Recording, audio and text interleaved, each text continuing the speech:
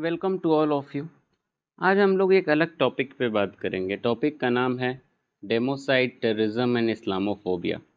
जैसे जैसे हम आधुनिक होते जा रहे हैं, जैसे जैसे मॉडर्निज्म बढ़ता जा रहा है, वैसे वैसे लोगों की इंसानियत भी ख़त्म होती जा रही है। ये आप अपने आप को देख सकते हैं, अपने समाज को देख सकते हैं, ये हम सब ऑब्ज़र्व कर सकते हैं खुद को देखकर, अपने समाज को देखकर। आजकल दुनिया में चर्चा है इज़राइल और हमास के बीच जो युद्ध हो रहा है, और इसको लेके दुनिया जो है दो भाग में पूरी तरीके से बढ़ चुकी है। इसमें बहुत बड़ी संख्या में ऐसे लोग हैं जो इज़राइल द्वारा किए जा रहे जेनोसाइड, होलोकॉस्ट को जो है सपोर्ट करते हैं। उनका मानना है कि इज़राइल जो कर रहा है पैलेस्टीन के आम नागरिकों के साथ वो बिल्कुल सही है, और इसका सीधा सीधा कनेक्शन जो दिखता है वो कनेक्शन दिखता है इस्लामोफोबिया से। नफ़रत इतनी ज़्यादा बढ़ गई है आज के ज़माने में कि लोगों को अपनी ही इंसानियत याद नहीं रहती, और सीधा सीधा जो है एक धर्म को एक नाम से जो है कनेक्ट कर दिया जाता है, और ख़ासकर टेररिज्म को जो है इस्लाम से कनेक्ट करके लोग देखते हैं, और इसकी वजह से इस्लामोफोबिया दुनिया भर में बहुत ही तेज़ी से बढ़ रहा है। लेकिन आज हम लोग थोड़ा सा हट कर बातें करेंगे।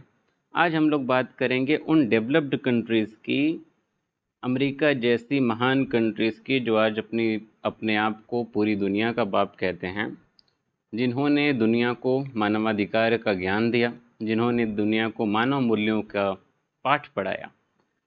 ऐसी डेवलप्ड कंट्रीज़ ने कितने लाखों करोड़ों लोगों की जानें बर्बाद की, कितने लोगों की ज़िंदगियां बर्बाद की, और टेररिज्म के कह सकते हैं कि टेररिज्म की डेफिनेशन को उन्होंने खुद से ही तार तार किया। ऐसी कई सारी बातें हम लोग आज इस वीडियो में करेंगे, और कई सारे ऐसे पास्ट में इंसिडेंट किए गए अलग अलग डेवलप्ड कंट्रीज़ के द्वारा, उन सारे इंसिडेंट की बात करेंगे हम लोग, और ख़ासकर अमेरिका की बात करेंगे। क्योंकि पिछले 20 साल में जब world war, not world war but जब कोल्ड वॉर जो है ख़त्म होता है, तो कोल्ड वॉर के ख़त्म होने के बाद अमेरिका पर भी उंगलियां उठना शुरू हुई, और खुलकर बड़े बड़े राइटर्स ने बड़ी मोटी मोटी किताबें लिखी, बहुत सारी डिबेट्स हुई, बहुत सारे आर्टिकल्स में आपको ये बातें मिलेंगी कि अमेरिका पे खुल के टेररिज्म के आरोप लगाए गए। क्योंकि अमेरिका ने टेररिज्म को ख़त्म करने के लिए जो वॉर्स किए, जिस तरीके से कंट्रीज़ पे अटैक किया, खासकर अरेबियन कंट्रीज़ पे जिस तरीके से अटैक किया, और वहाँ के आम नागरिकों की जिस तरीके से हत्याएं हुई, जिस तरीके से मास मर्डर्स हुए, तो उसके बाद से अमेरिका पे भी टेररिज्म का इल्ज़ाम लगना शुरू हो गया। तो आज हम लोग समझेंगे इस्लामोफोबिया से हट के जो एक्चुअली में टेररिज्म जो सरकारों द्वारा किया जा रहा है आम नागरिकों के लिए, वहाँ की प्रशासन के लिए, और किसी देश की सरकार के द्वारा ही, इन सब को हम लोग थोड़ा सा ब्रीफ में आज देखने की कोशिश करेंगे। वीडियो में लास्ट तक बने रहिएगा, और आपने अगर चैनल सब्सक्राइब नहीं किया है तो चैनल को सब्सक्राइब कर लीजिए। तो पहले तो हम लोग जो है कुछ चीज़ें समझेंगे। पहला तो ये है कि टेररिज्म होता क्या है, दूसरा जेनोसाइड, होलोकॉस्ट वगैरह क्या होता है, अमेरिका की पॉलिसीज़ का क्या योगदान इसमें है, और अमेरिका और टेररिज्म में आपस में क्या संबंध है। तो टेररिज्म का सीधा सा अगर आम ज़बान में कहा जाए तो टेररिज्म का मतलब वो कोई भी एक्ट जो लोगों में भय पैदा करे, और भय पैदा किया जाता है नॉर्मली हिंसा के द्वारा। तो बम इंसान फोड़ दे, जाके जो है बमबारी कर दे, गोलीबारी करे, ये सब क्या है, ये सब टेररिज्म का हिस्सा है। लेकिन टेररिज्म को जो है इस वक्त कुछ ही चीज़ों से, कुछ ही डेफिनेशन से लिमिट कर दिया गया। तो आज हम लोग इस डेफिनेशन को और ब्रॉड करेंगे, और जो आज के बड़े बड़े राइटर्स हैं उन्होंने इस डेफिनेशन को जो है ब्रॉड किया, और कई सारे नए वर्ड्स जो है क्वाइन किए। इसके अलावा जेनोसाइड क्या होता है, होलोकॉस्ट क्या होता है, इसके बारे में थोड़ा सा हम लोग देखेंगे। अमेरिका की पॉलिसीज़ किस हद तक ज़िम्मेदार हैं दुनिया को बर्बाद करने में। अमेरिका जो है दुनिया को आबाद करने के लिए जाना जाता है, दुनिया को इंसानियत सिखाने के लिए जाना जाता है, हर मसले पे खड़ा होने के लिए जाना जाता है, दुनिया में कब कहाँ पे क्या होगा उसके लिए जाना जाता है, किस देश से क्या इंपोर्ट होगा, क्या एक्सपोर्ट होगा, किस पे क्या पाबंदी लगेगी, किसको क्या छूट मिलेगी, सारी चीज़ें अमेरिका डिसाइड करता है। और बट इन सारी चीज़ों से कितने देशों को क्या क्या बर्बादी हुई और क्या क्या बर्बादियां हो रही हैं, कितनी ज़िंदगियां तबाह हो रही हैं, वो भी हम लोग इसमें देखने की कोशिश करेंगे। और लास्ट बट नॉट लीस्ट ये कि अमेरिका ने टेररिज्म के नाम पे टेररिज्म को दुनिया से ख़त्म करने के नाम पे जो जो हथकंडे अपनाए, जो जो एक्शन अमेरिका ने लिए, उस एक्शन से टेररिज्म ख़त्म हुआ या नहीं हुआ वो तो दूर की बात है। अमेरिका के उस एक्शन से कितने और ज़्यादा निर्दोष और आम सिविलियन लोग मारे गए, कितने लाखों लोग बेघर हो गए, वो भी हम लोग इस वीडियो में देखेंगे। तो अगर हम लोग नॉर्मल टेररिज्म जो कि हम लोग सुनते हैं अपने आसपास न्यूज़ चैनल्स पे, इधर उधर जो भी देखते सुनते हैं, अगर उस टेररिज्म को लें तो टेररिज्म तो वो बहुत बुरा है। लेकिन उस टेररिज्म की डेफिनेशन क्या होगी जो टेररिज्म किया जाता है स्टेट्स के द्वारा, कंट्रीज़ के द्वारा। हम लोग तो सुनते हैं कि अलकायदा ने ये किया, इस्लामिक स्टेट्स ने ये किया वो किया और इतने लोग मारे गए, बिल्कुल गलत बात है। लेकिन उस टेररिज्म का क्या जो देश ही उसमें शामिल होता है, क्या ऐसे देशों को, ऐसे राज्यों को उस टेररिज्म के लिए किस हद तक गिल्टी ठहराया जा सकता है या ज़िम्मेदार ठहराया जा सकता है?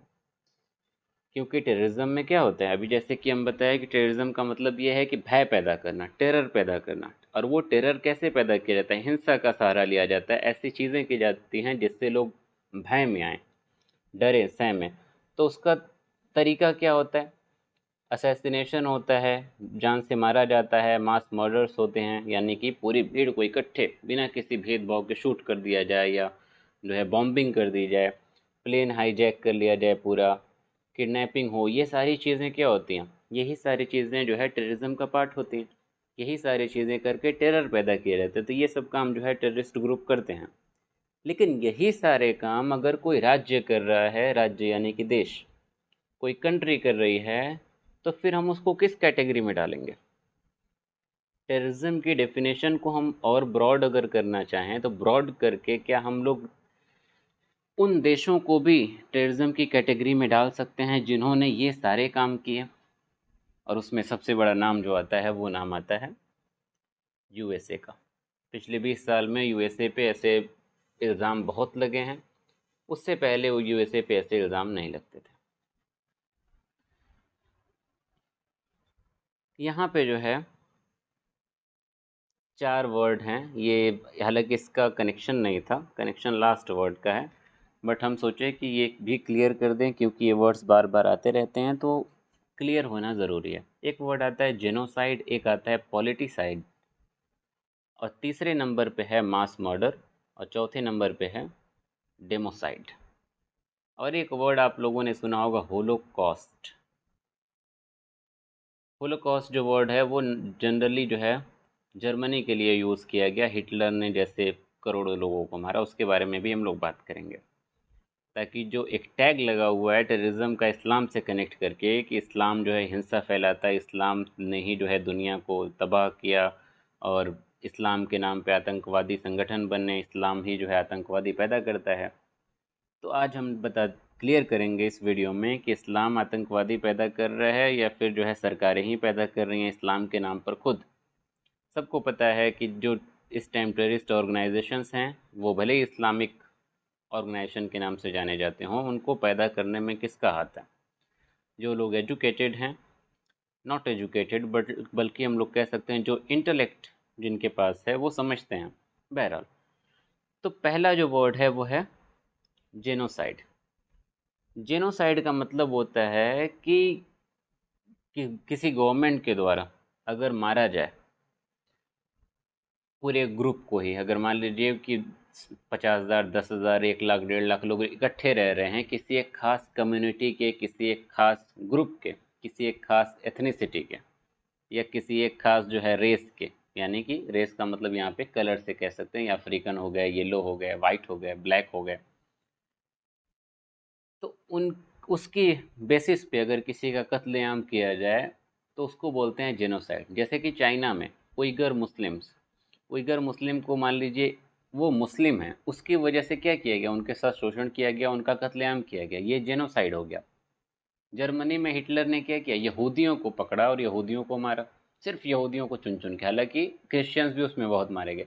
तो जिस एरिया में या जहाँ पे भी यहूदियों को इकट्ठा करके अंधाधुंध तरीके से गोलीबारी की गई, बम ब्लास्ट किया गया या कैंप में डाला गया उनको, वो क्या हो गया, जेनोसाइड हो गया। क्योंकि वो खास एथनिसिटी, रिलीजन, कास्ट या किसी खास स्पेसिफिक चीज़ की वजह से उनको कत्ल किया जा रहा है, ये हो जाता है जेनोसाइड। इसके अलावा आता है एक दूसरा वर्ड, वो है पॉलिटिसाइड। पॉलिटिसाइड का मतलब ये होता है कि किसी व्यक्ति का मर्डर सरकार के द्वारा किया जाए पॉलिटिक्स की वजह से, पॉलिटिकल पर्पस की वजह से अगर किया जाए तो ये पॉलिटिसाइड होता है। इसका हम लोग इस वीडियो में जिक्र नहीं करने वाले हैं। तीसरा जो है मास मर्डर। मास मर्डर का मतलब है कि बिना किसी भेदभाव के गवर्नमेंट जो है लोगों को कत्ल कर दे, गोली चलवा दे। जैसे मान लीजिए कोई प्रोटेस्ट हो रहा है और प्रोटेस्ट में लाखों लोग इकट्ठा हैं या हज़ारों लोग इकट्ठा हैं। अब वो प्रोटेस्ट जायज़ है नाजायज़ है, या कोई लीगल वो मांग कर रहे हैं या इलीगल मांग कर रहे हैं, वो अलग बात है। लेकिन गवर्नमेंट वहाँ पे क्या करे, कोई ऐसी तानाशाह सरकार हो, north Korea type, China type या रशिया टाइप, या चाइना वगैरह में जो कंट्रीज़ हैं यहाँ पे प्रोटेस्ट अलाउ नहीं होते, तुरंत जो है वहीं पे गोली मार देंगे। तो ऐसी जो मान लीजिए ऐसी कोई चीज़ हो रही है, ऐसा कोई प्रोटेस्ट हो रहा है और गवर्नमेंट वहाँ पे अचानक जो है एक कत्लेआम का जो है ऑर्डर पास कर दे, तो ये क्या हो गया, ये मास मर्डर हो गया। लास्ट बट नॉट लीस्ट वो वर्ड है डेमोसाइड। डेमोसाइड का मतलब ये होता है कि किसी व्यक्ति या लोगों का मर्डर सरकार के द्वारा किया जाए, और वो मर्डर जेनोसाइड की के थ्रू भी हो सकता है, पॉलिटिसाइड के थ्रू भी हो सकता है, या मास मर्डर के थ्रू भी हो सकता है। अब डेमोसाइड का एग्जाम्पल, सबसे बेहतरीन एग्जाम्पल क्या मिलेगा, जर्मनी मिल जाएगा, अमेरिका मिल जाएगा। क्योंकि जेनोसाइड भी हुआ वहाँ पे, पॉलिटिसाइड भी हुआ वहाँ पे, मास मर्डर भी हुआ वहाँ पे। इसराइल इसका सबसे बेहतरीन एग्जाम्पल है। इसराइल ने पैलेस्टीन पे जितनी बार अटैक किया तो वहाँ पे जेनोसाइड भी किया, पॉलिटिसाइड भी किया, मास मर्डर भी किया। और इस टाइम राफा पे जो चल रहा है वो एक होलोकास्ट है, वहाँ पे ज़िंदा लोगों को जला देना। ये आप इमेजिन करिए। अगर आप नहीं इमेजिन कर पा रहे हैं और उन लोगों को क्रिटिसाइज़ कर रहे हैं जो राफा के लिए जो है दुआएं कर रहे हैं या उनको सिंपैथी दे रहे हैं, उनको आप क्रिटिसाइज़ कर रहे हैं, उनकी आलोचना कर रहे हैं, तो इसका मतलब आपका दिल जो है मर गया, उसको निकाल के फेंक देना चाहिए। बहरहाल, तो उम्मीद करते हैं ये चारों वर्ड क्लियर हो गए होंगे। अब आते हैं हम लोग कुछ एडिशनल चीज़ों पे। शुरुआत में हम बताया कि इस्लामोफोबिया और टेररिज्म। कहा जाता है कि दुनिया में जो टेररिज्म है वो इस्लाम की वजह से है। इस्लामिक ऑर्गेनाइजेशन जो है इस्लाम के नाम पे ऑर्गेनाइजेशन बना के निर्दोष लोगों को, मासूम लोगों को कत्ल करते हैं। दुनिया में इतनी तबाही हुई, इतने लोग मारे गए, वो इस्लामिक टेररिस्ट के द्वारा मारे गए। हालांकि टेररिज्म का कोई मज़हब नहीं होता, ये बात लोग समझते नहीं हैं। जब आप उनके सामने दलील देंगे तो वो बदले में 5 और दलील देंगे जो कि बिल्कुल इलॉजिकल होंगी। जिसके अंदर इंसानियत है वो अच्छे से समझेगा कि इन सब चीज़ों का धर्म से कोई लेना देना नहीं होता। यहाँ पे कुछ लिस्ट है और इसमें जो है कहाँ पे कितने लोग मारे गए और उसका कितने से इस्लाम का कनेक्शन था, कितने लोगों का किसी धर्म से कनेक्शन था, आपको समझ में आ जाएगा। यहाँ पे धर्म की बात ही हम नहीं करेंगे, यहाँ पे ये सीधा सीधा डेमोसाइड का ये हिस्सा है। यहाँ पे सरकारों ने कितना कत्लेआम किया वो आप देखिए, फिर आपको रियलाइज़ होगा कि जो इस्लामोफोबिया के नाम पे इस्लामिक टेररिज्म की जो बातें की जाती हैं, जिस तरीके से इस्लाम को बदनाम किया जाता है, वो इन सब के सामने कुछ भी नहीं होगा। सबसे पहले हम लोग बात करेंगे, जैसे यहाँ पे लिस्ट पहले देख लीजिए, नाज़ी की बात करेंगे, यानी कि जर्मनी, हिटलर के टाइम पे जो हुआ। यूएसएसआर यानी कि आज का जो रशिया है, वहाँ पे एक वो था प्राइम मिनिस्टर कह लीजिए, बट वो प्राइम मिनिस्टर वहाँ पे नहीं होते थे, प्रीमियर होते थे वहाँ पे। तो वहाँ का ये लीडर था लगभग आई थिंक 1923-24 से लेके अपने डेथ तक। डेथ इसकी हुई थी 1953 आई थिंक। तो वहाँ का ये लीडर था, इसने अपने शासनकाल में कितने लोगों को मारा उसकी बात करेंगे हम लोग। कम्युनिस्ट चाइना, चाइना में जब कम्युनिज़्म की शुरुआत हुई वहाँ पे क्या हुआ, अफ्रीका में अपार्थेड जो ब्लैक और वाइट का जो इश्यूज़ था उसमें कितने लोग मारे गए। ये 4 हम लोग इम्पोर्टेंट यहाँ पे देखेंगे एग्जाम्पल के तौर पे, और जिससे आपको चीज़ें बिल्कुल भी जो है मतलब कन्फ्यूज़न आपके मन में नहीं बचेगा, सारी चीज़ें क्लियर हो जाएंगी। सबसे पहला हम लोग देखेंगे नाज़ी एंड जर्मनी। नाज़ी जो है वहाँ की पार्टी थी, हिटलर जो है उस पार्टी का लीडर था। हिटलर जो है राइट विंग से बिलोंग करता था। राइट और लेफ़्ट का अगर आपको कन्फ्यूजन है तो आप कमेंट में जो है बताइएगा। राइट और लेफ़्ट पे एक वीडियो बनाई जाएगी। जैसे आज की भारत की जो गवर्नमेंट है वो राइट विंग वाली है, बीजेपी गवर्नमेंट। तो राइट विंग की जो मतलब खासियत होती है वो यही होती है कि वो कंजर्वेटिव होते हैं, वो कोई बदलाव नहीं चाहते हैं। जनरली वो पुरानी चीज़ों को लेके रहना चाहते हैं। लेफ़्ट विंग वाले जो होते हैं वो सडन चेंज चाहते हैं, अचानक एक रिवॉल्यूशनरी चेंज की डिमांड करते हैं। राइट विंग वाले ऐसा नहीं करते। वो अपने कल्चर, एथनिसिटी और संस्कृति के नाम पे किसी भी हद तक जाने को तैयार होते हैं, और उनके हिसाब से राज्य पहले है, व्यक्ति बाद में है। राज्य के लिए व्यक्तियों को मारना पड़े, इंसानों को मारना पड़े तो उनके हिसाब से जायज़ होता है। ये अलग बात है कि वो राज्य के नाम पे गैर कानूनी तरीके से, इलीगल तरीके से, इलॉजिकल तरीके से करोड़ों लोगों को मौत के घाट उतार दें। वही काम किया हिटलर ने। नाजियों ने लगभग लगभग जो है, आप यहाँ पे देख सकते हैं नंबर्स यहाँ पे लिखे हुए हैं, 1,50,00,000 के आसपास जो है ये नंबर जो है। इसमें हम थोड़ा इसलिए एकदम श्योरिटी से नहीं कह सकते, क्योंकि नंबर जो है ना ये आगे पीछे होता रहता है। कहीं कहीं पे जो मोस्ट प्रोबेबली एक्सेप्टेड नंबर है वो 1,10,00,000 के आसपास माना जाता है। ठीक है, यहाँ पे जो है ये अमेरिका के ही एक स्कॉलर हैं, उनकी बुक से ये कोट किया गया है। 1,50,00,000 से लेके लगभग 3,15,00,000 के आसपास लोग मारे गए नाजियों के द्वारा। तो उसमें हर वर्ग के लोग शामिल थे। मर्द हैं, महिलाएं हैं, बच्चे हैं, बूढ़े हैं, अपाहिज हैं, बीमार हैं, कैसे भी किसी भी तरीके के लोग थे, अमीर गरीब, हर लोग उसमें शामिल होते थे। और उनको पकड़ के क्या किया जाता था, कैंप्स में डाल दिया जाता था। और उस कैंप में एक तरीके का टेंट होता था, एक छोटा, एक मतलब छोटा नहीं बल्कि बड़ा सा एक हॉल टाइप पे जो है टेम्पररी कैंप बनाया जाता था। गैस चैम्बर्स बनाए जाते थे और उसमें लोगों को ठूस दिया जाता था, और उनके कपड़े निकाल लिए जाते थे, और उनके बाल छील दिए जाते थे। और उन बालों को छीला इसलिए जाता था ताकि वो उन बालों का कारोबार कर सकें। ठीक है, ये लोग क्या तैयारी कर रहे हैं, ये लोग तैयारी कर रहे हैं कि यहूदियों को मारना है, तो यहूदियों को, सारे यहूदियों को इकट्ठा कर लिए, और उसके बाद इकट्ठा करके उनके बाल छिले जाते थे, बालों का कारोबार करने के लिए उनके कपड़े निकलवा दिए जाते थे, उन कपड़ों का इस्तेमाल करने के लिए, और फिर उनको उन कैंप्स में, गैस चैम्बर्स में भेजा जाता था। और वो कुछ ही देर में क्या होता था, जितना भी टाइम लगता था उतनी देर में वो उनकी पूरी बॉडी जो है एकदम पिघल के पेस्ट बन जाती थी। और वो पेस्ट जो है किसी एक कोने से बाहर निकलता था, और उन पेस्ट को सुखा के उनको खाद के तौर पे खेतों में वो लोग इस्तेमाल करते थे। यानी कि जिनकी वो जानें ले रहे हैं, जिनको इतना बेरहमी से, आप इमेजिन करिए चीज़ों को, जिस तरीके से वो मार रहे हैं, उनका बाल भी बेच रहे हैं, कपड़े भी निकाल रहे हैं, और फिर उनकी जो हड्डी और जो भी उनकी बॉडी है उसका पेस्ट बना के, उसको खाद बना के वो लोग इस्तेमाल भी कर रहे हैं। आप यहाँ पे अज्यूम करिए कि इंसानियत किस हद तक यहाँ पे दिख रही है या एकदम गायब हो गई है। तो करीब करीब 1,10,00,000 या 1.5 करोड़ के आसपास लोग बताइए कि हिटलर ने मरवाए। और उसमें मोस्टली जो है यहूदी थे, 60-70 लाख के आसपास यहूदी भी थे, या उससे भी प्लस थे। और उसमें जो है वहाँ के जो आम लोग थे जो सरकार के विरोध में थे, यानी कि हिटलर के जो विरोध में बोल रहे थे, उसमें भी लाखों लोग जो है मारे गए।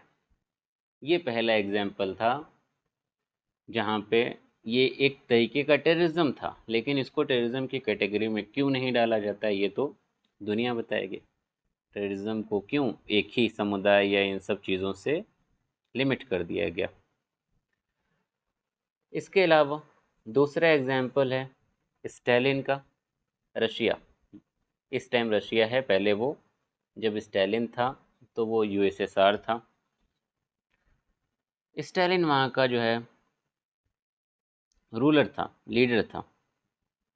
और इसके बारे में कहा जाता है कि इसने लगभग लगभग 6 मिलियन, यानी कि 6 मिलियन का मतलब होता है 60 लाख, और कुछ लोग मानते हैं कि लगभग 90 लाख लोगों की जान ली।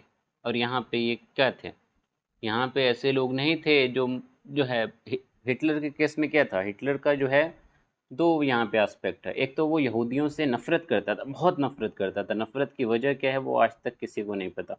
अलग अलग जो है स्टोरीज हैं उसको लेके, बट क्लियर नहीं पता। दूसरा ये कि जो उसके खिलाफ बोलते थे, यानी कि सरकार के खिलाफ बोलते थे, उनका भी जो है जीना मुहाल या ज़िंदगी खत्म। स्टैलिन के केस में जो मोस्टली जो मास मर्डर्स हुए, जो एक ज़्यादती की गई लोगों की ज़िंदगियों पे, वो ज़्यादती ज़्यादातर उन पर की गई जिसने स्टैलिन का विरोध किया। तो 60 से 90 लाख लोगों को मारना ये आम सी बात नहीं है। और यहीं से जो है रशिया से ही लेफ़्ट विंग की शुरुआत हुई थी। तो इसीलिए ये भी एक वजह है कि लेफ़्ट विंग को बहुत क्रिटिसाइज़ किया जाता है उनकी पास्ट की कारनामों की वजह से। तो 60 से 90 लाख लोग भी जो है मारे गए, ये भी एक कोई कम बड़ी संख्या नहीं है। इसके अलावा कम्युनिस्ट चाइना 1949 में जब रिवॉल्यूशन हुआ, मतलब एक शुरुआत हुई रिवॉल्यूशन की चाइना में। और जब चाइना में कम्युनिज़्म आया, क्योंकि रशिया में कम्युनिज़्म आया है तो उससे दुनिया जो है प्रभावित होना शुरू हो गई थी। तो चाइना ने में भी जो है रिवॉल्यूशन हुआ। और चाइना की जो है कम्युनिस्ट सरकार जो थी, जब जब लोगों ने उस सरकार के खिलाफ बोला, तब तब उनको जो है मौत के घाट उतार दिया गया।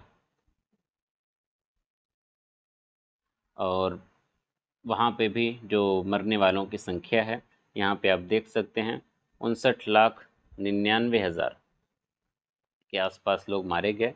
और ये मैक्सिमम जो है बहुत ज़्यादा हो जाता है, 10 करोड़ के आसपास। तो ये कोई ऐसा नहीं था कि 2 साल में, लंबा वक्फा था और उसमें रुक रुक के जगह जगह पे जो है जिनोसाइड किए गए, मास मर्डर्स किए गए और लोगों का कत्लेआम किया गया, लोगों को मौत के घाट उतार दिया गया। अब यहाँ पे सोचिए किसका कसूर है और इसको हम लोग किस कैटेगरी में डालेंगे। ये सवाल जो है आपके लिए, आप सोचिए। और यहाँ पे जो है ये एक बुक है, बुक का जो है इंडेक्स है। अगर आप ये बुक पढ़ना चाहें तो आप बता सकते हैं, हम कमेंट में जो है, मतलब आप कमेंट में मैसेज कर सकते हैं, पीडीएफ आपको प्रोवाइड कर दिया जाएगा। इसमें सारी चीज़ें लिखी गई हैं और यहाँ पे एग्जैक्ट नंबर्स भी लिखे गए हैं। जैसे सोवियत में यानी कि रशिया में कितने लोग मारे गए, चाइना में कितने लोग मारे गए, नाज़ी जर्मनी का जो जेनोसाइड हुआ वहाँ पे कितने लोग मारे गए, डिप्रेव्ड नेशनलिस्ट रिजीम इसमें कितने मर्डर्स हुए, जापान की आर्मी के द्वारा, टर्की का जो जेनोसाइडल परजेज हुए वहाँ पे, वियतनाम का जो वॉर हुआ वहाँ पे। इस तरीके से बहुत सारे जो है जेनोसाइड हुए, मास मर्डर्स हुए और करोड़ों लोग जो है दुनिया भर में मारे गए। और अगर आप यहाँ पे नंबर देखेंगे तो यहाँ पे आपको नंबर भी दिखाई देंगे। ये जो है आई थिंक हो जाएगा लगभग 1 करोड़, 1 करोड़ नहीं बल्कि एक अरब हो जाएगा। तो ऐसे लाखों करोड़ों अरबों लोग जो है दुनिया में मारे गए और वो गवर्नमेंट्स के द्वारा मारे गए। ये नहीं कि किसी धर्म के नाम पे बदला लेने के लिए धर्म के नाम पे बम फोड़े गए। ये सरकारों ने ये काम किया, दूसरे देशों के साथ ये ज़्यादतियाँ की और लोगों को इस तरीके से मौत के घाट उतारा। यहाँ पे भी जो है आप देख सकते हैं, पोलैंड का है, पाकिस्तान में किस तरीके से जो है, पाकिस्तान में सबसे बड़ा जो है रोल प्ले किया अमेरिका ने पाकिस्तान में कितने लोगों को मारा, अफ़गानिस्तान में कितने लोगों को मारा, इराक में कितने लोगों को मारा। ये सारा जो है आगे हम लोग डिस्कशन अभी करने वाले हैं। अब हम लोग आते हैं मेनली अमेरिका पे। क्योंकि अमेरिका की बात इसलिए ख़ास हो जाती है क्योंकि जब भी दुनिया में मानवाधिकार की बात होती है, ह्यूमन वैल्यूज़ की बात होती है, इंसानियत की बात होती है, अमेरिका का नाम सबसे पहले आता है। अमेरिका पहला ऐसा देश है जहाँ पे डेमोक्रेसी आई, जहाँ पे ह्यूमन राइट्स की बात की गई, इंसानी हुकूक की बात की गई। लेकिन वही अमेरिका जो है दुनिया की तबाही का ज़िम्मेदार भी है। अमेरिका ने वो सारे कारनामे किए जिससे उसको फ़ायदा होना चाहिए और दुनिया के सामने वो इंसानी हक का, मानवाधिकारों का चोला पहन के बैठा रहा। और आज भी है। अमेरिका एक हेजिमनिक पावर है, बड़ी बड़ी बातें होती हैं, लेकिन किस तरीके से आधी दुनिया बर्बाद हो रही है, अमेरिका को इससे कोई मतलब नहीं, उसको अपनी इकोनॉमिक पॉलिसीज से मतलब है। अरेबियन कंट्रीज़ बर्बाद हुई। अरेबियन कंट्रीज़ को बर्बाद करने में भी अमेरिका का ही हाथ है, और उसकी सबसे बड़ी वजह है वहाँ के जो तेल ऑयल रिसोर्सेज हैं। तरह तरह के सैंक्शंस लगाए जाते हैं, तरह तरह तरह के जो है प्रतिबंध लगाए जाते हैं कंट्रीज़ पे, और पूरी दुनिया जो है अमेरिका के सामने नतमस्तक होती है, क्योंकि अमेरिका एक हेजेमनिक पावर है, और अमेरिका से रिश्ते बिगाड़ने का मतलब ये है कि वो देश अपने पैर पे खुद ही कुल्हाड़ी मारेगा। अब यहाँ पे विलियम ब्लम के अकॉर्डिंग आप देखिए कि 1945 से लेके ये पूरी जो शताब्दी चली, उसके ख़त्म होने तक अमेरिका ने लगभग लगभग 40 बाहरी सरकारों को गिराने की कोशिश की, या उसको गिराने में वो ज़िम्मेदार साबित हुई। इसके अलावा ऐसे लगभग 30 बड़े मूवमेंट्स हो रहे थे, आंदोलन हो रहे थे, जो किसी देश में हो रहे थे, और वो अपने ही देश की तानाशाह और बुरी सरकार की नीतियों के खिलाफ वो लोग मूवमेंट कर रहे थे, आंदोलन कर रहे थे, और अमेरिका ने डायरेक्टली या इनडायरेक्टली उन 30 आंदोलनों को रोकने की भी कोशिश की। अगर वो इतना ही मानवाधिकार का जो है जिम्मेदार है, इंसानी हुकूक के लिए वो जिम्मेदार है, दुनिया में कौन मर रहा है, कौन जी रहा है, कौन भूखा सो रहा है, कौन ये अच्छे से रह रहा है, किसका सुख कितना है, किसका दुख कितना है, अगर अमेरिका को सच में इतनी ही पड़ी है, तो वो इन सब चीज़ों के लिए जिम्मेदार क्यों है? अगर सवाल उठ रहा है तो कहीं न कहीं कोई तो वजह होगी, तभी तो सवाल उठ रहा है। और अमेरिका की इन सारी हरकतों की वजह से लगभग कई लाख लोगों ने, लाख नहीं करोड़ के आसपास लोग जो है इससे अफेक्ट हुए, लाखों लोगों की जानें भी गईं, और लाखों लोग जो है बेघर हुए अमेरिका की इन पॉलिसीज़ की वजह से। जैसे आप यहाँ पे देख सकते हैं, कुछ स्कॉलर्स जो है के नाम यहाँ पे लिखे हुए आपको मिलेंगे, जिन्होंने अपने आर्टिकल्स में, अपनी किताबों में इसका जिक्र किया। जैसे कि यहाँ पे आप देखिए कि American airliner over Lockerbie in 1988 was a retaliation for the shooting down of an Iranian airliner by the Americans, with the loss of 290 lives a few months earlier. यहाँ पे क्या हुआ था कि अमेरिकन एयरलाइनर को जो है 1988 में बर्बाद किया गया, और वो बर्बादी की वजह ये थी कि अमेरिका ने पहले ईरानियन एयरलाइनर को बर्बाद किया था। तो बर्बाद अमेरिका ने पहले किया, तो फिर बदले में ईरानियन ने, ईरान की गवर्नमेंट ने क्या किया, अमेरिका पे अटैक किया। तो यहाँ पे ज़िम्मेदार कौन हुआ? ये लाइंस मेरी तरफ से नहीं है, ये रिस्पेक्टेड स्कॉलर्स, रिस्पेक्टेड जो राइटर्स हैं उन सब की किताबों में मिलेगा आपको ये लाइन, मेरी तरफ से कोई लाइन नहीं है। तो अमेरिका ने अटैक किया इसलिए रिटेलिएशन में, यानी कि बदले में फिर ईरान ने भी अटैक किया, और जिसमें क्या हुआ, लगभग 290 लोगों की जान चली गई। वैसे ही लीबिया में भी हुआ। लीबिया में जो है बॉम्बिंग की गई। लीबिया में एक बार 1986 में, और एक बार 2 एयरक्राफ्ट जो है मारे गए थे 1989 में, और फिर इसके बदले में भी वहाँ पे एक्शन किया हुआ। तो अमेरिका की पॉलिसीज़ ही ऐसी हैं, अमेरिका की नीतियाँ ही ऐसी हैं, अमेरिका जो किया उसका जो है रिटेलिएशन के चलते टेररिज्म और ज़्यादा बढ़ा, ना कि कम हुआ। जैसे 9/11 के अटैक की हमेशा बात की जाती है, 9/11 का अटैक ऐसा अटैक था जब जॉर्ज बुश को न्यूज़ मिली कि जो है हिट किया बिल्डिंग में एरोप्लेन, तो जॉर्ज बुश ने उस टाइम कोई एक्शन नहीं लिया, बल्कि वेट किया उसने, पता नहीं क्यों, वो उसके माइंड में क्या था। और उसके बाद दूसरा जब अटैक हुआ उसके बाद उसने एक्शन लिया। फिर ओसामा बिन लादेन ने पहले तो इसकी ज़िम्मेदारी लेने से मना कर दिया, लेकिन फिर बाद में फिर ऐसा पता नहीं क्या खेल हुआ कि उसके तहत जो है ओसामा बिन लादेन ने जो है ज़िम्मेदारी ले ली। इस पे भी सवाल खड़े करते हैं जो राजनीतिक विशेषज्ञ हैं, जो माहिर स्कॉलर्स हैं, वो सवाल खड़े करते हैं कि जॉर्ज बुश ने तुरंत एक्शन क्यों नहीं लिया अगर न्यूज़ मिली तो, और ओसामा बिन लादेन ने पहले क्यों नहीं एक्सेप्ट किया, बाद में क्यों एक्सेप्ट किया। और इसी अटैक का फ़ायदा उठा के जॉर्ज बुश ने बिल पास किया, और उसके तहत अपोजिशन के सारे लीडर्स के जो है फ़ोन को टैप करवाया, उनकी पर्सनल जानकारियों को अपने पास रखा, और पूरे अपोजिशन को एक तरीके से लगभग अमेरिका से गायब कर दिया। तो ये भी एक सवाल उठता है कि हो सकता है ये अटैक जो है अमेरिका के द्वारा ही प्लान किया गया हो। क्योंकि रूलिंग पार्टीज़ जो होती हैं वो सत्ता में बने रहने के लिए, अपोजिशन को गायब करने के लिए हथकंडे अपनाते हैं, दुश्मन देशों से अपने ही देश पे हमले करवाते हैं। ये कोई फिल्मों की बातें नहीं हैं, फिल्मों में ये चीज़ें दिखाई देती हैं, लेकिन वो दिखाई तभी देती हैं क्योंकि कहीं ना कहीं वास्तविकता भी उसमें होती है। इसके अलावा यहाँ पे देखिए मार्च 1985 का ये एक कार बॉम्ब जो है, ये सबसे ज़्यादा भयानक था। इसमें क्या हुआ था, जुमा का दिन था, लोग नमाज़ पढ़ रहे थे और ये था कि नमाज़ पढ़ने के बाद जो है वहाँ पे ब्लास्ट किया जाएगा, क्योंकि उनका मानना था, अमेरिका और ब्रिटेन का मानना था कि एक अरब टेररिस्ट वहाँ पे है, उसको ख़त्म करना है। और उन्होंने उस कार को ब्लास्ट किया, और ब्लास्ट होने की वजह से क्या हुआ कि उस मस्जिद में पढ़ रहे नमाजी जो है लगभग 80 के आसपास थे, उन 80 निर्दोष लोगों की मौत हो गई, और उसमें जो है महिलाएं भी थीं, बच्चे भी थे, और 200 से ज़्यादा लोग गंभीर रूप से घायल हो गए। और जिस अरब टेररिस्ट के नाम पे इन्होंने अटैक किया था, उस अरब टेररिस्ट को कुछ हुआ ही नहीं। और बाद में ये बात सामने आई कि ये जो बॉम्ब ब्लास्ट हुआ था वो CIA की मदद से ही किया गया था, ब्रिटिश इंटेलिजेंस की जो है मदद की से ही किया गया था, यानी कि डेवलप्ड कंट्रीज़ जो है इसके लिए ज़िम्मेदार थी। तो ऐसी जो चीज़ें होंगी यहाँ पे भी रिटेलिएशन में, जैसे पीछे बताया ना, रिटेलिएशन में फिर क्या हुआ, लोग बदला लेने आते हैं। इराक पे, ईरान पे अगर कुछ अटैक हो तो ईरान ने क्या किया, रिटेलिएशन में यानी कि बदले की भावना में फिर से अटैक किया, तो टेररिज्म बढ़ा कि कम हुआ।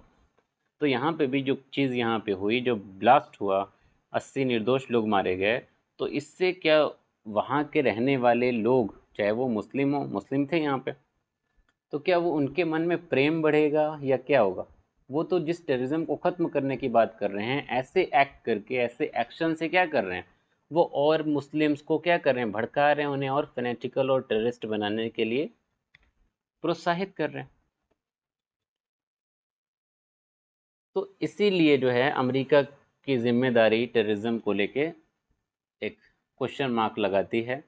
उसकी जो मानवाधिकार की बातें होती हैं, वो दुनिया को लीड करने की जो बातें हैं, उन सब पे क्वेश्चन मार्क लगता है। और एमनेस्टी इंटरनेशनल की एक रिपोर्ट है, यहाँ पे पढ़िए, रिपोर्ट इंग्लिश में थी बट हम ट्रांसलेट किए कि ईज़िली आप लोग को समझ में आए।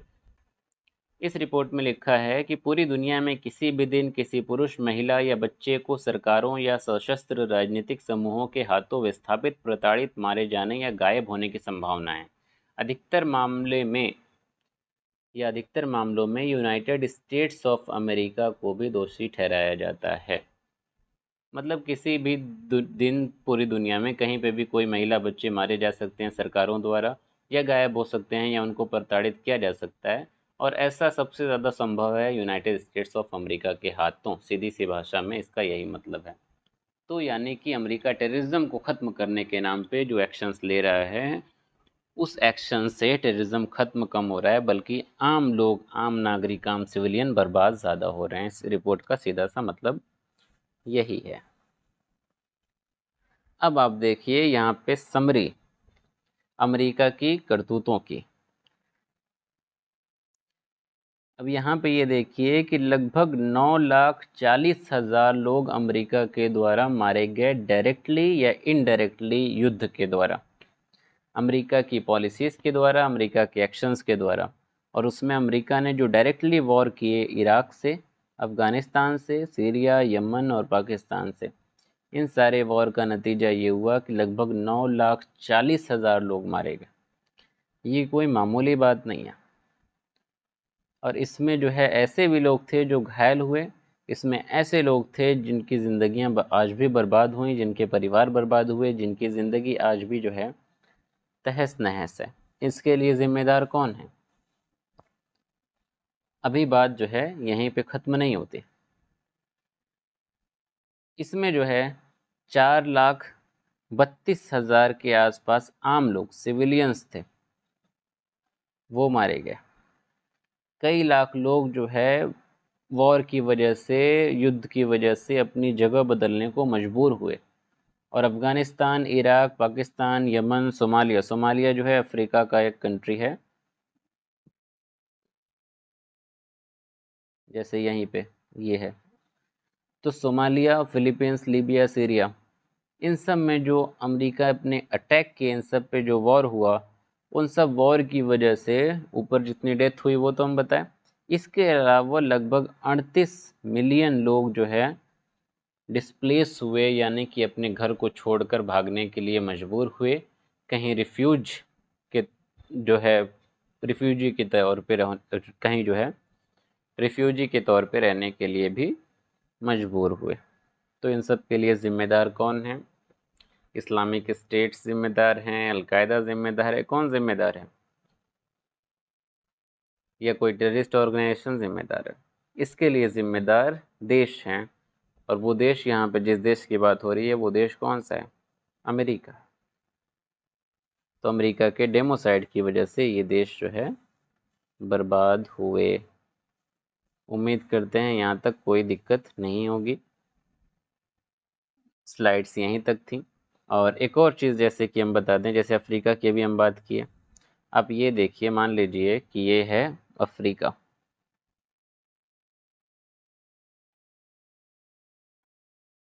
ठीक है।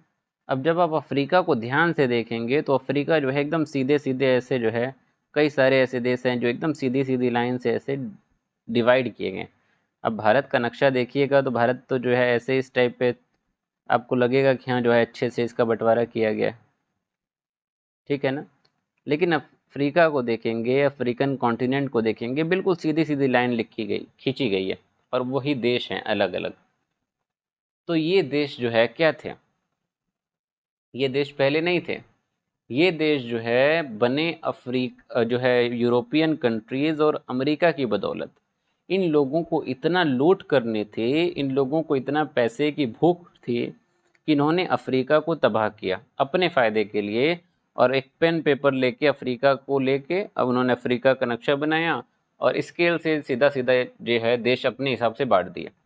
और उस मीटिंग में उन्होंने अफ्रीका के लोगों को शामिल ही नहीं किया कि देखो भाई, तुम्हारा ही कॉन्टिनेंट हम लोग बांटने जा रहे हैं, तो बताओ किधर से कैसे कैसे बाउंड्री बनेगी, कहाँ से किस देश की सीमा बनेगी। कुछ डिस्कशन नहीं किया, अपने फ़ायदे के हिसाब से इन्होंने अपने रिसोर्सेस को मैनेज करने के लिए इन्होंने अपने हिसाब से देशों को बांट दिया।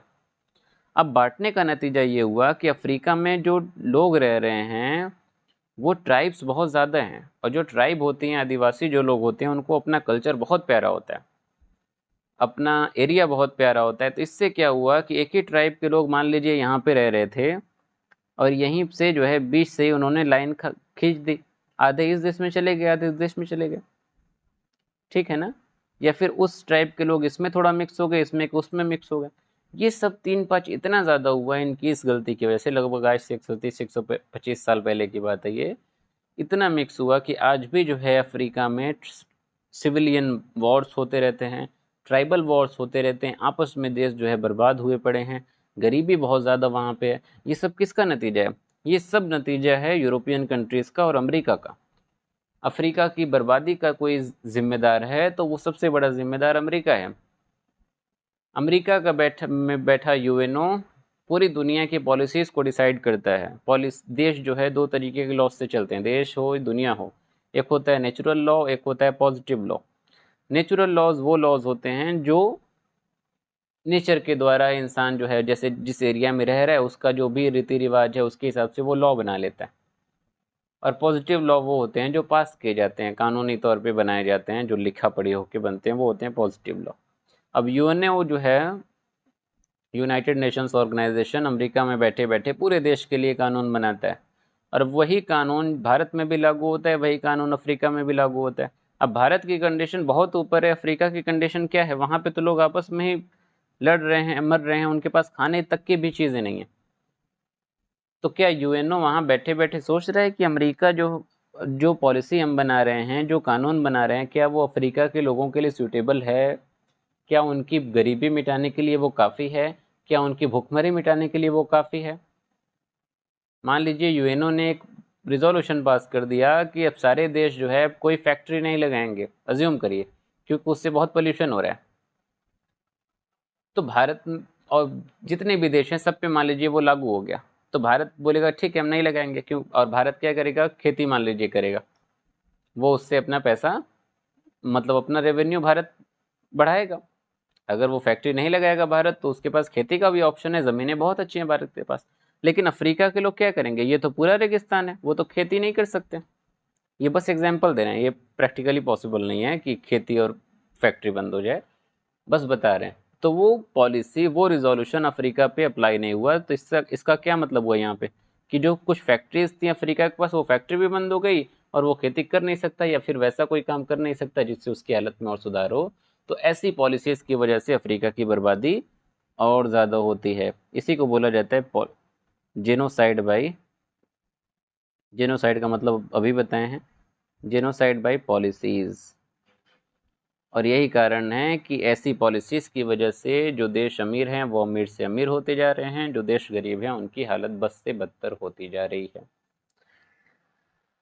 और यही चीज़ जो है आज दुनिया भर में हो रही है। अमेरिका अपने फ़ायदे के लिए, अपने इकोनॉमिक फ़ायदे के लिए चीज़ें करता है, और बहुत सारी चीज़ें हो रही हैं इस बार।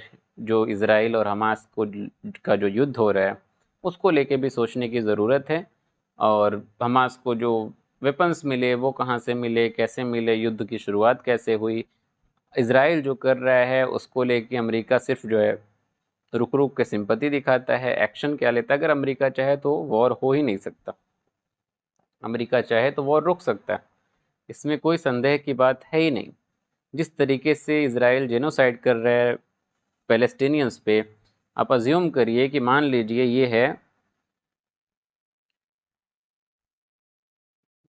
ये पैलेस्टीन है, सिंपल सन जनरल, एग्जैक्ट मैप बनाने की ज़रूरत नहीं है। शुरू मान लीजिए अटैक यहाँ से हुआ, इज़राइल ने शुरू किया और बोला कि जो है सब लोग सेफ जगह पे चले जाएं।